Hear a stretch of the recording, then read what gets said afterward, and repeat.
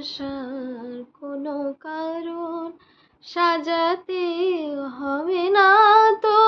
মায়া, না আসার কোনো কারণ